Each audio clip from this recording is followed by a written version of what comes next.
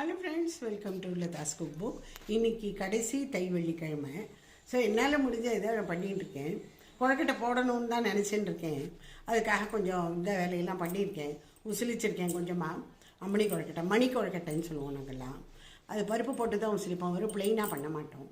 கொழக்கட்டையும் கொஞ்சம் ஒரு 10 பண்ணி நைவேத்தியம் பண்ணணும்னு சுவாமிக்கு என்னால் முடிஞ்ச இந்த இதெல்லாம் கொஞ்சம் பூவால் கொஞ்சம் அலங்காரம் பண்ணிட்டு முடிஞ்ச சோசரத்தை சொன்னேன்.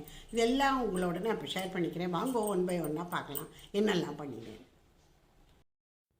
இந்த பித்தளை பாத்திரமெல்லாம், அதாவது இந்த விளக்கு, குத்து விளக்கு, காமாட்சி விளக்கு, அப்புறம் இந்த மணி, இதெல்லாம் கொஞ்சம் தேய்க்கலான்னு சொல்லிவிட்டு நேற்று ராத்திரி தேய்ச்சி போட்டுன்ட்டேன். வேறு ஒன்றும் இல்லை, இது கோதுமை மாவில் கொஞ்சமாக எலுமிச்சம்பழத்தை புழிஞ்சு தேய்ச்சிருக்கேன். நல்லா பளிச்சுன்னு நன்னா ஆயிடுறது. இன்றைக்கி காட்டில் குளிச்சுட்டு முதல்ல நான் நெய்வேத்தியத்தை பண்ணி வச்சுட்டேன். வடையெல்லாம் தட்டல, அதுக்கு பதிலாக குணுக்கு மாதிரி போட்டுவிட்டேன். சாயந்தரமாக கொழக்கட்டை போடலான்னு அதுக்கும் பருப்பு நான் உசிலிச்சு வச்சுட்டேன். வெள்ளை கொழக்கட்டைக்கு பூரணம் அப்புறம் தான் பண்ணணும், அது சாயந்தரமாக பார்த்துக்கலான்னு.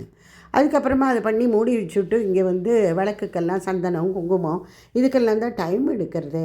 இது சாமிங்கிட்ட ஒரு சின்னதாக ஒரு கோலம் போட்டேன். அதை வேறு பார்த்துட்டு இவருக்கு கிண்டல் பண்ணார். இது என்ன கோலம், அது வந்து என்னமோ ரெயின் ட்ராப் கோலமா அப்படின்னார். ரொம்ப தான்.